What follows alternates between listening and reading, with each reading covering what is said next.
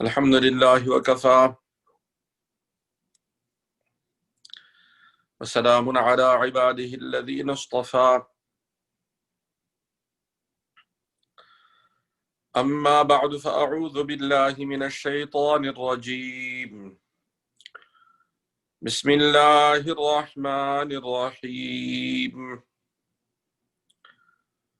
إن في خلق السماوات والأرض واختلاف الليل والنهار والفلك التي تجري في البحر بما ينفع الناس وما أنزل الله من السماء من ماء فأحيا به الأرض بعد موتها وبث فيها من كل دابة وتصريف الرياح والسحاب المسخر بين السماء والأرض لآيات لقوم يعقلون صدق الله العظيم. Respected elders, dear brothers and sisters, in continuation of ayat number 164, we have already gone over the discussion related to the ending of this ayah, which is very important. The aspect of ayat where Allah subhanahu wa ta'ala in this ayah mentions many of his ayat, some 6 or 7 ayat. And at the ending of the ayah, Allah subhanahu wa ta'ala tells us, لَآيَاتٍ لِقَوْمٍ يَعْقِلُونَ. These are ayat for people who have aql, who have intellect, and also who use their intellect. So the aspect of why Allah subhanahu wa ta'ala, or the reasoning behind why Allah subhanahu wa ta'ala in the Quran has given us ayat. These are signs reminding us about the time before this world, before we were sent into this dunya, before we were sent into this worldly domain, where there was a time that Allah subhanahu wa ta'ala, He created the arwah, He created the souls, and in that realm, alami arwah, Allah subhanahu wa ta'ala, He gathered all of the ruh, the arwah, the souls of mankind, and He asked, Arastu bi rabbikum, am I not your Rabb? So that statement stayed with mankind, and all of mankind, they openly accepted Allah subhanahu wa ta'ala. They said, Bala, definitely you are our Rabb. So that statement of Allah subhanahu wa ta'ala has been coded inside the ruh.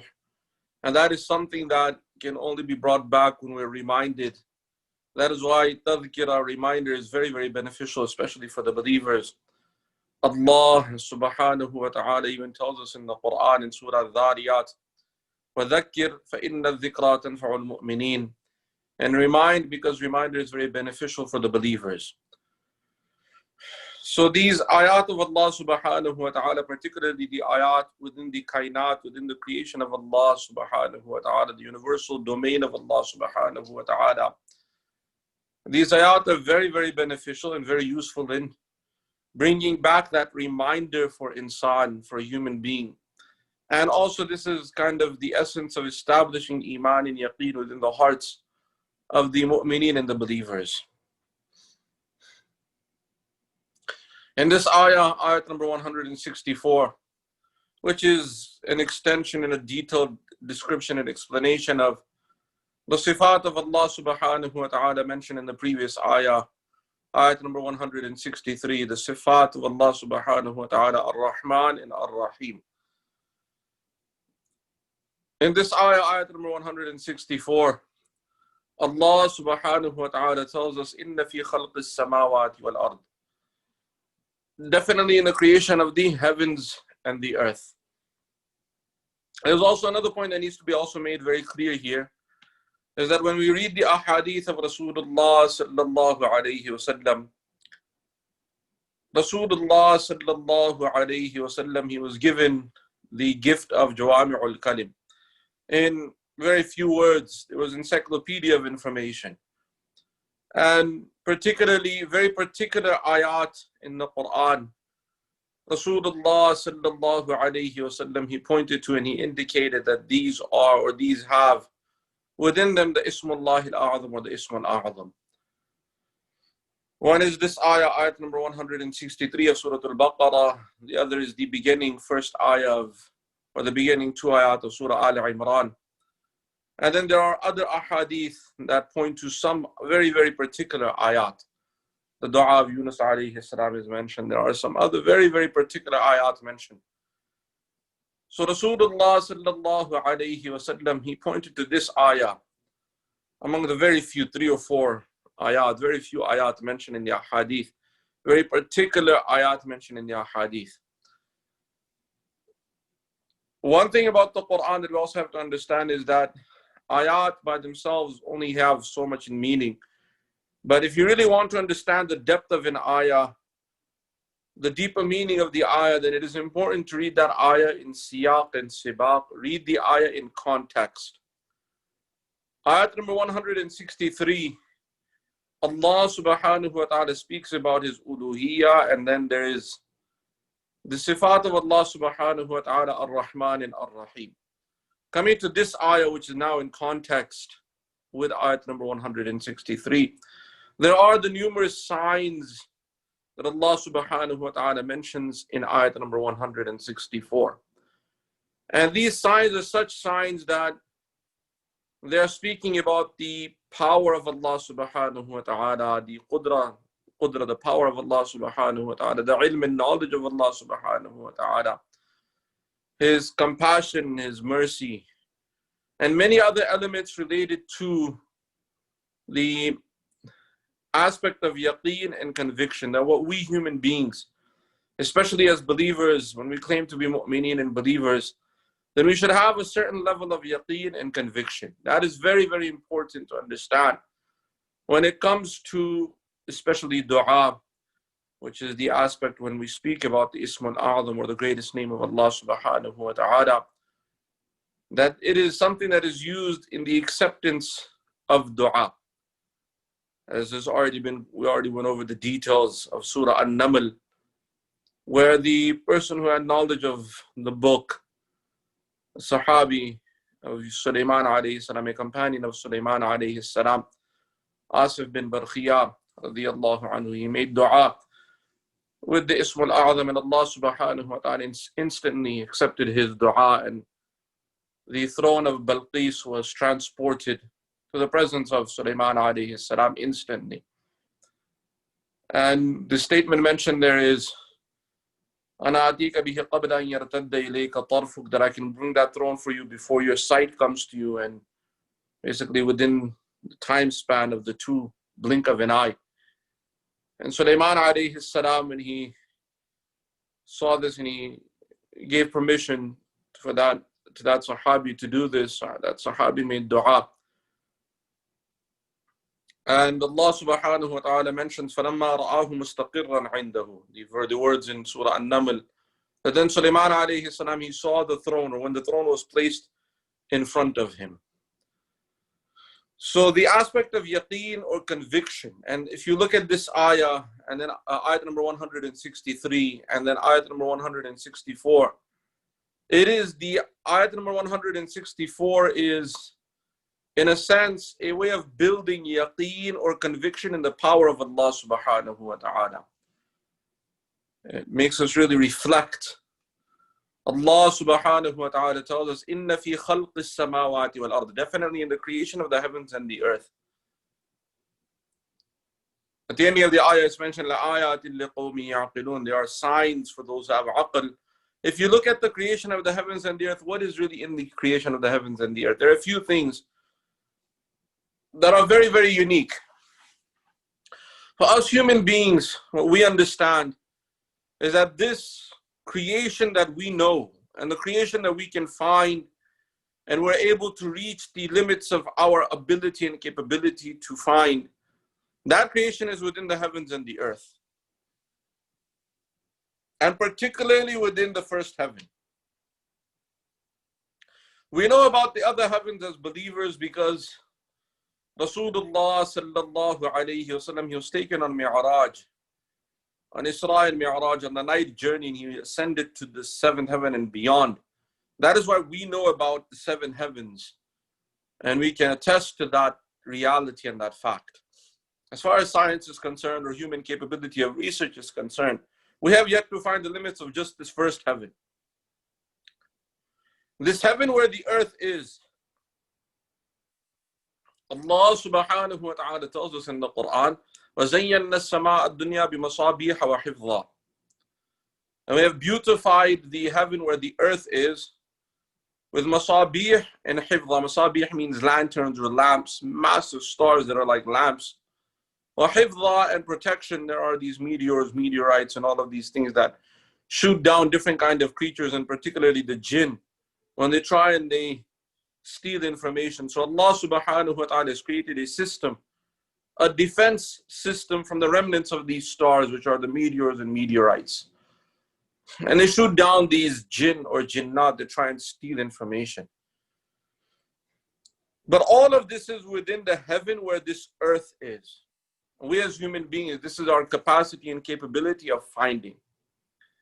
This is where our limit of research goes or has gone. Our limit of research is not able to go beyond that. We have yet to know the exact number of stars in the sky. And they're claiming how many hundreds, if not thousands of years it would take just to number these stars or count these stars. But there are some stars that really stand out, massive stars. One of those massive stars is they call it the North Star, or Shi'ara. And Allah subhanahu wa ta'ala even mentioned it in the Quran that Allah subhanahu wa ta'ala, Rabbu Shi'ara, He's the Rabb of that star also. So there are some massive stars in the sky, where as human beings we have found. They call it also Sirius. And there are many, many other stars. There's the star Vega in the Andromeda galaxy, and this is where this galaxy is also spinning, and the sun is also moving around that, kind of has an orbital system around that star. So there are massive stars that are there that would even dwarf, that would make the sun look like a dwarf, look like a small star. But all of these stars, these lanterns and these protections that Allah subhanahu wa ta'ala has put, that is within the heaven where our earth is. All these galaxies, all of these stars, all of these formations, everything that we're able to find, that is just the first heaven. And what is in the second heaven, third, fourth, fifth, going all the way up to the seventh heaven, we do not even have the capacity to find out. At least not yet. And we as human beings may never really get that kind of capacity. What is amazing about the creation of the heavens and the earth is that we don't know much about the heavens. We know something about the earth, and every day we're finding something new.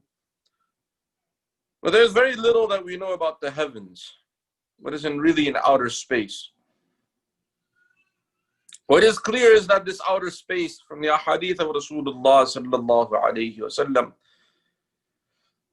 that all of these that we see and that we have, this first heaven, when it is compared to the second heaven, is like a ring in a desert or an egg in a desert. So even this first heaven is very, very small in comparison to the second heaven, and so on and so forth. And every heaven to the heaven above it is the same size. The lower heaven, which would be like the second heaven, will be like a ring or an egg in a desert compared to the third heaven. So how massive these heavens are. We have yet to find the corners of this heaven. And maybe one day we will come to find that it is like an egg shape.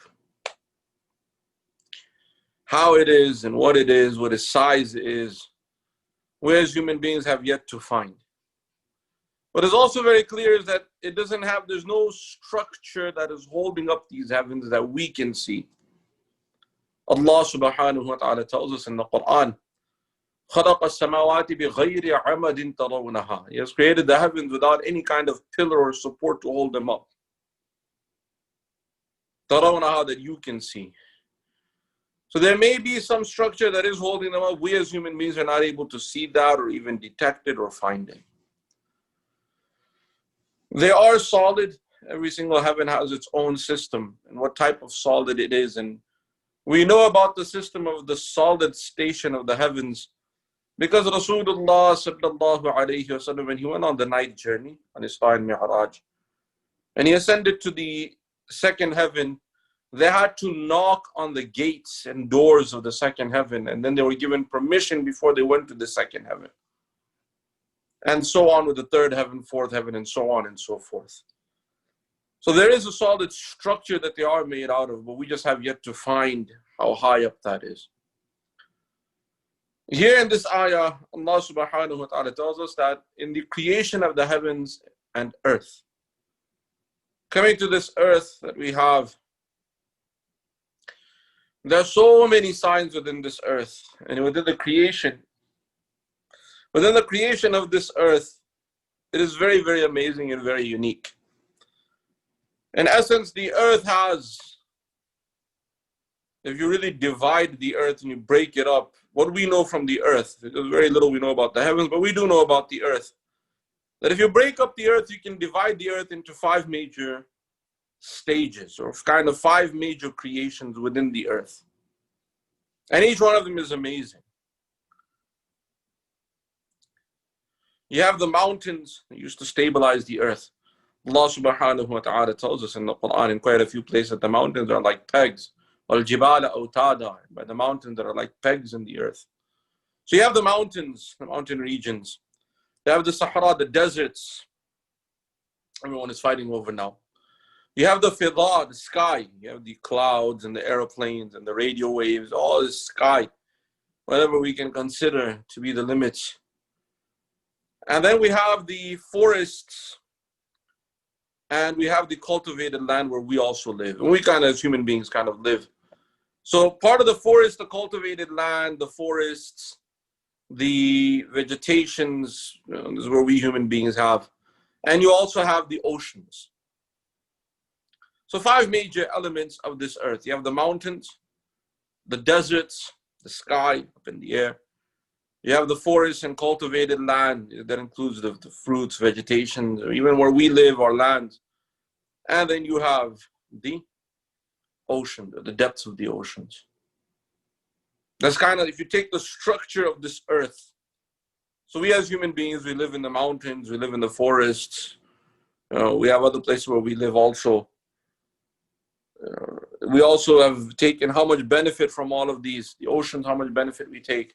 How much benefit we take from the air. Up in the sky, the rain comes, the signals, the waves, all of these things. So this kind of the structure of the earth is these 5 major things. And when we talk about the creation of the earth, this is what Allah subhanahu wa ta'ala is telling us to really reflect on. Reflect on the creation of the heavens and the earth. And how amazing Allah subhanahu wa ta'ala has created all of this.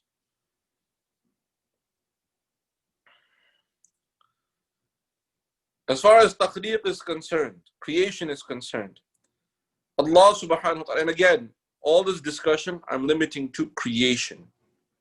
Because in the beginning of this ayah, ayat number 164, Allah subhanahu wa ta'ala tells us that to really reflect on the sign, إِنَّ فِي خَلْقِ السَّمَاوَاتِ وَالْأَرْضِ, in the creation of the heavens and the earth.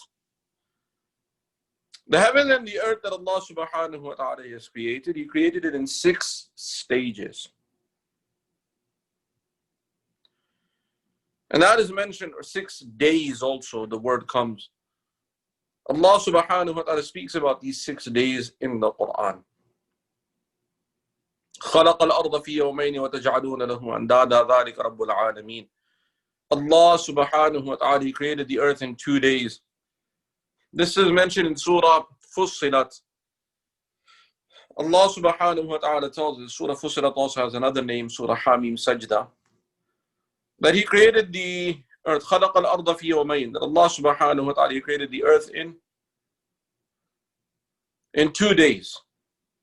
فَتَجْعَلُونَ لَهُ أَنْدَادًا, and yet you're setting up rivals and gods' worship for Him or with Him.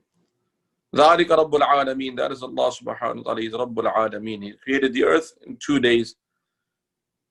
وَجَعَلَ فِيهَا رَوَاسِيَ مِنْ فَوْقِهَا وَبَارَكَ فِيهَا وَقَدَّرَ فِيهَا أَقْوَاتَهَا فِي 4 أَيَّامٍ.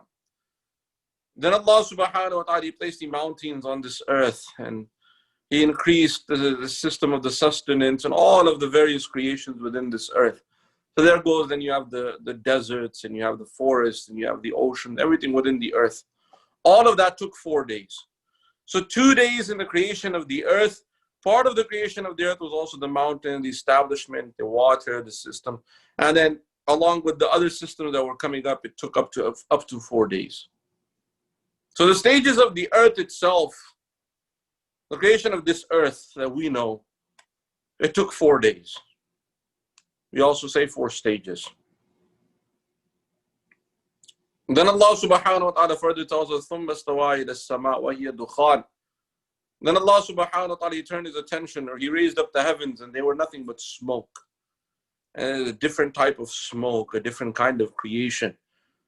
And Allah subhanahu wa ta'ala tells us, فَقَضَاهُنَّ سَبْعَ سَمَاوَاتٍ فِي يَوْمَيْنِ. Allah subhanahu wa ta'ala said that then we decreed for the sky, or the heavens, 7 layers, or 7 heavens. And that took 2 days. So there was, obviously, we know the 2 stages of smoke. You have the smoke and you have the solid smoke. And solid smoke can become all the way to the point of ice. You have either smoke, which is like steam, and you solidify that it becomes water, or all the way up to ice. And we know the temperatures in outer space, how cold they can be. So I mean, there is a system of ice out there. What that is and how that is, we don't know. So the 6 days, 4 for the creation of the earth that we know of, and 2 for the creation of the heavens, and what is that system and how that system is. And it's just for our understanding. Because when we take the system of time, for us human beings, time is one revolution of the earth.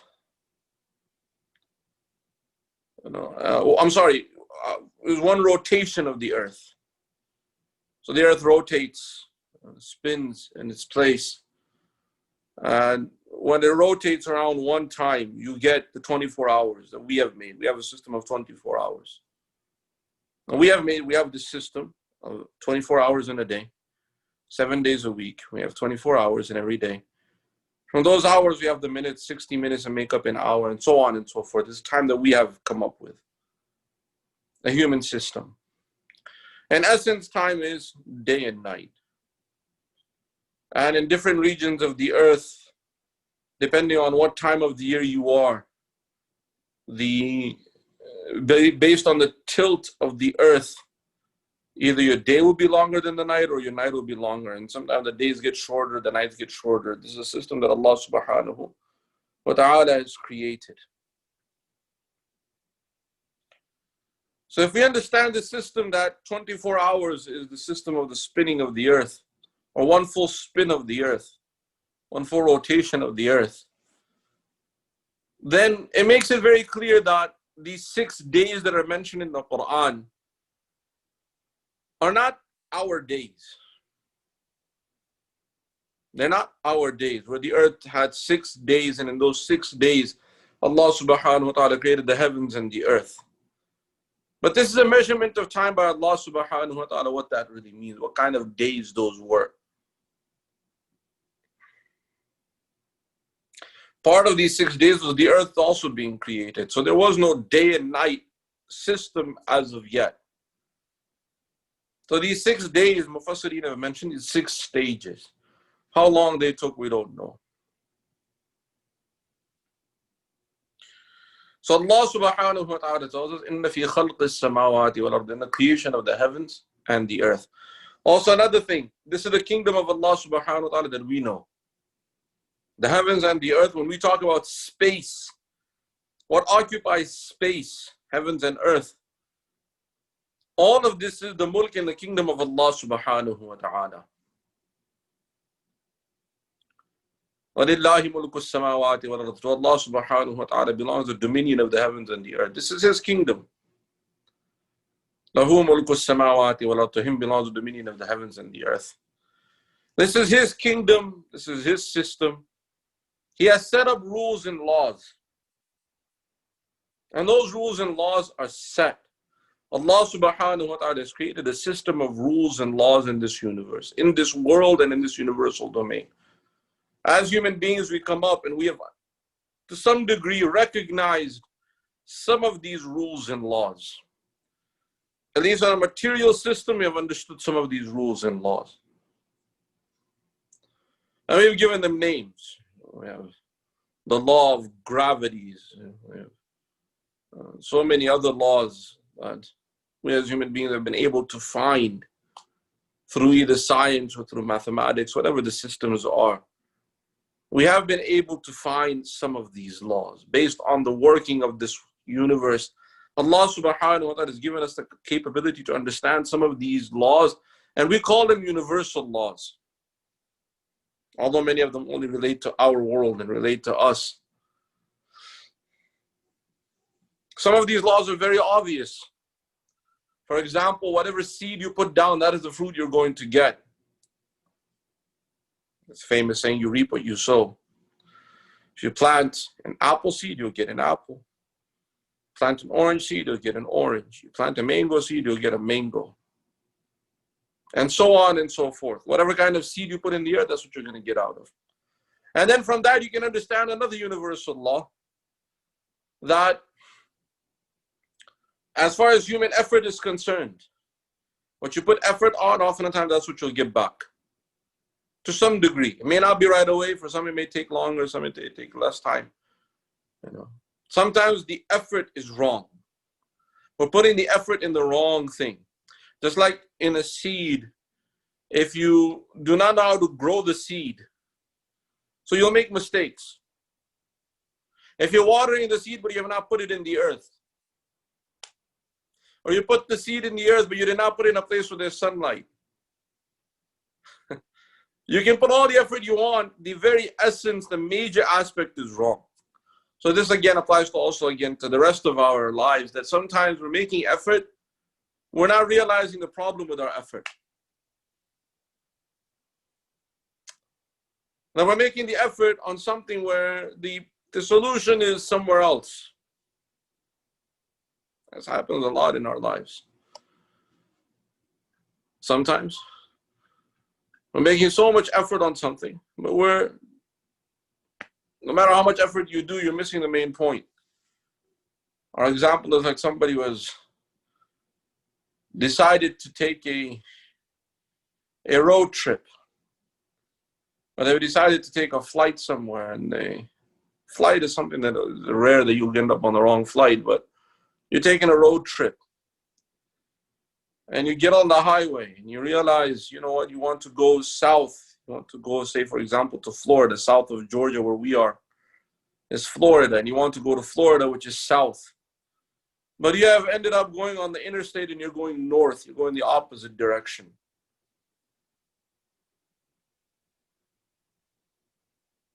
And you ask yourself, why am I not seeing the sign for Florida? So what you do is you press your accelerator even more and you go even faster. You say, okay, let me pick up speed. The problem isn't the speed. The problem is not the car. The problem is not with your navigation. Your navigation will try to tell you to make a U-turn. But, the problem is you've taken the wrong direction. It has nothing to do with how fast you're going.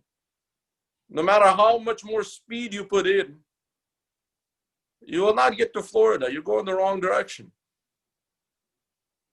This happens a lot of times in our lives.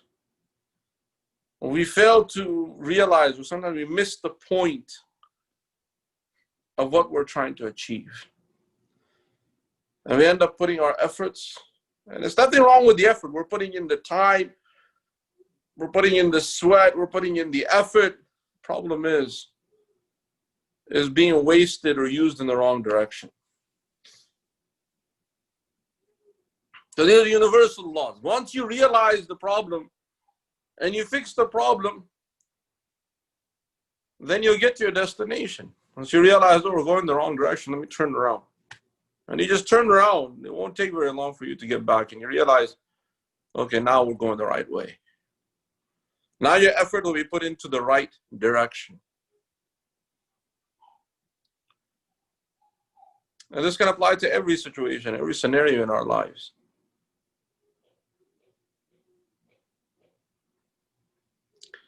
So So these are known as the universal laws, and Allah subhanahu wa ta'ala set up certain systems within this world that govern this world. And the reality is that Allah subhanahu wa ta'ala doesn't change his system for anyone.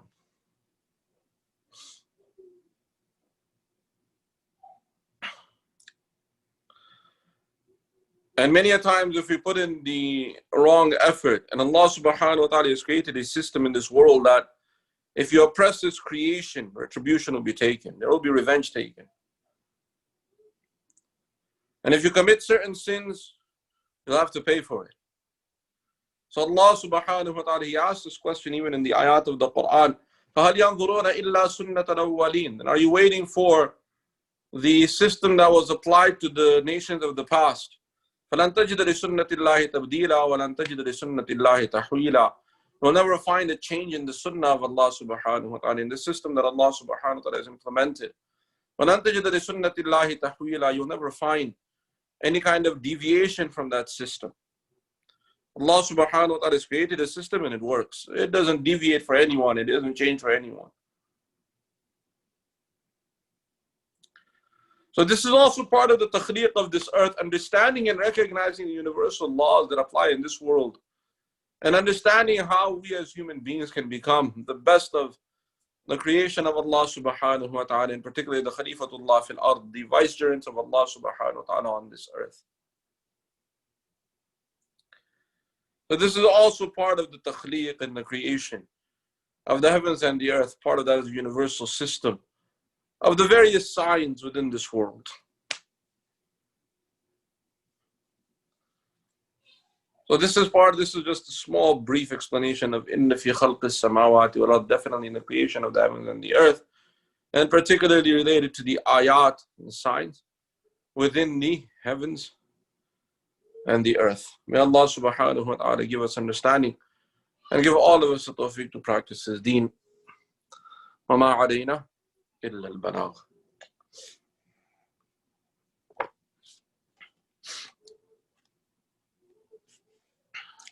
نحمده ونصلي على رسوله الكريم أما بعد. عن أبي أمامة الباهلي رضي الله عنه قال: سمعت رسول الله صلى الله عليه وسلم يقول: اقرأوا القرآن فإنه يأتي يوم القيامة شفيعا لأصحابه. اقرأوا زهراوين، البقرة وسورة آل عمران، فإنهما يأتيان يوم القيامة كأنهما غمامتان أو كأنهما عيايتان أو كأنهما فرقان من طير صواف تحاجان عن أصحابهما. اقرأوا سورة البقرة فإن أخذها بركة وتركها حسرة ولا يستطيعها البطلة، وكما قال عليه الصلاة والسلام. قال معاوية: بلغني أن البطلة السحرة، وكما قال عليه الصلاة والسلام. رواه مسلم. باب فضل قراءة القرآن وسورة البقرة. This hadith is in Sahih Muslim. It's a lengthy hadith and we have done a good portion of this hadith. Abu Umama al-Bahili radiyallahu anhu, he narrates that I heard Rasulullah sallallahu alayhi wa sallam saying, اقرأوا القرآن, read the Quran, recite the Quran, فإنه يأتي يوم القيامة شفيعا لأصحابه. Because the Quran will come as an intercessor for its companion or those who recited it. And recite the two shining ones meaning Surah Al-Baqarah and Surah Al-Imran. Because these two will come on the day of judgment as two clouds or two shades or two flocks of birds in rows. And they'll plead or intercede on behalf of those who used to recite them, and have connection with them. This is the portion that we stopped at. Rasulullah sallallahu alayhi wasallam further says, اقرأوا سورة البقرة, recite Surah Al-Baqarah. Do the qira'ah of Surah Al-Baqarah. Why? فإن أخذها بركة. Because أخذها means to take something. Here it means also to memorize it, meaning whoever memorizes Surah Al-Baqarah, whoever takes Surah Al-Baqarah, whoever understands Surah Al-Baqarah, all these meanings come in أخذها. Whosoever takes Surah Al-Baqarah, meaning recites Surah Al-Baqarah often. Whosoever takes Surah Al-Baqarah means whosoever memorizes Surah Al-Baqarah. Whosoever takes Surah Al-Baqarah means whoever understands Surah Al-Baqarah and makes it part of their daily life or reciting it often. Whosoever takes it, meaning takes Surah Al-Baqarah, barakah, it is full of blessings. Surah Al-Baqarah has numerous blessings.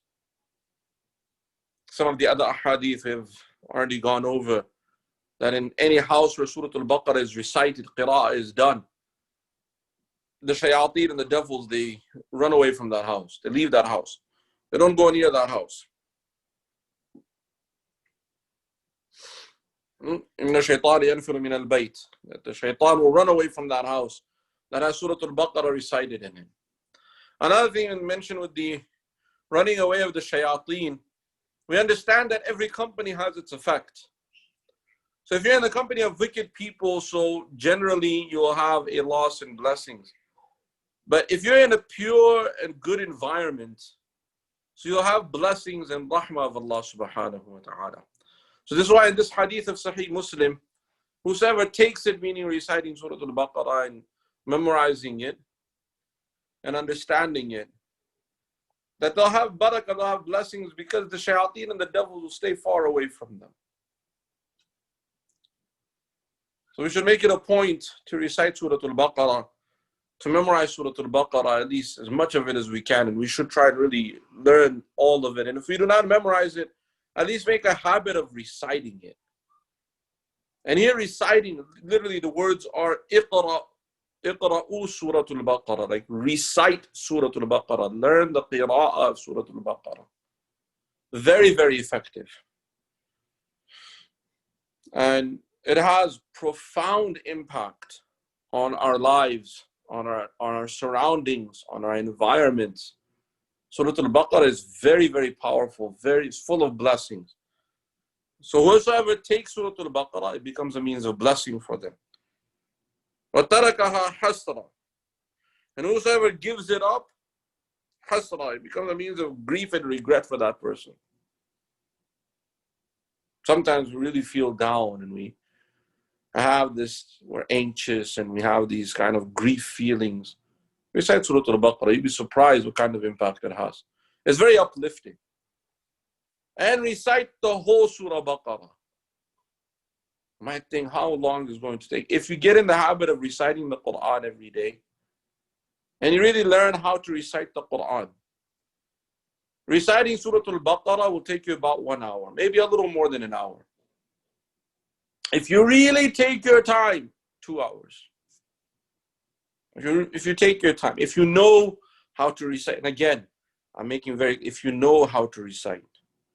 If you take the Hufaz who are very used to reading, they read quick and they're able to follow the rules of Tajweed and they recite properly, but they recite in a quick manner. Without breaking the rules of Tajweed, they do qira'ah and they recite quickly. It'll take a little over an hour. I'm telling you the time because we have tested this. You recite Surah Al-Baqarah in a smooth manner. It'll take you about 1 hour, 20 minutes. And if you really take your time, slow down, go at a nice slow pace, it takes about 2 hours. But I'll tell you one thing, it's definitely worth it. It'll really change your mood. It'll change the whole environment in the house. Even if you take some reciter online, on YouTube or whatever, find a good recitation, in about 2 hours, you'll see the whole Surah Baqarah. You can find online. And the videos are about 2 hours long. But don't just play it and then walk away. Try and sit down and listen to it at least. Sometimes we do this, that for blessings, we play the video. It definitely has its blessings. But the point of this hadith is also to take it seriously. And if you're not going to recite it, at least sit down and listen to it. It'll really change your mood. Sometimes we get these moods, we feel down, we feel grieved, we feel anxious, we feel, for just no reason our feeling and our mood is down.